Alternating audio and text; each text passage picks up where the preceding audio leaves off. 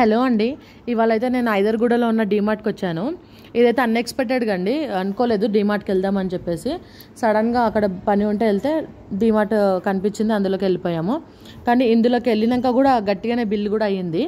And మీలో ఎంతమంది డీమార్ట్ అంటే భయపడతారో, అనుకున్న దానికన్నా ఐటమ్స్ ఎక్కువ కొనుక్కోవడమో, లేకుంటే కొనాల్సిన ఐటమ్ వదిలేసి వేరే ఐటమ్స్కి అట్రాక్ట్ అయ్యి కొనడమో అనేది అయితే నాకు కామెంట్ చేయండి.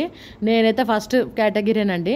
ఎందుకంటే కొనాల్సిన ఐటెం పక్కన పెట్టేస్తాను, ఇంటికి వచ్చినాక చూసుకుంటే కొనాల్సిన ఐటమే ఉండదు, కానీ వేరే ఐటమ్స్కి అట్రాక్ట్ అయిపోయి అవో ఇవో తీసుకొని వచ్చేస్తాను. కానీ ఫైనల్గా అయితే బిల్లు మాత్రం మంచిగా పెద్దగానే అవుతుంది. నా టార్గెట్ ఒకటి ఉంటుంది, అక్కడికి వెళ్ళినాక ఇంకో టార్గెట్ మీద పేమెంట్ చేయాల్సి వస్తుంది అక్కడికి. అందుకే నాకు డీమార్ట్ షాపింగ్ అంటేనే అసలు ఫస్ట్ ఆఫ్ ఆల్ భయం అవుతుంది.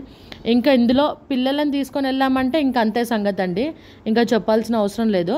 అండ్ ఇది ఐదర్గూడలో ఉన్న డీమార్ట్ అంటే చాలా ఉంటాయి, ఒకసారి ట్రై చేయండి.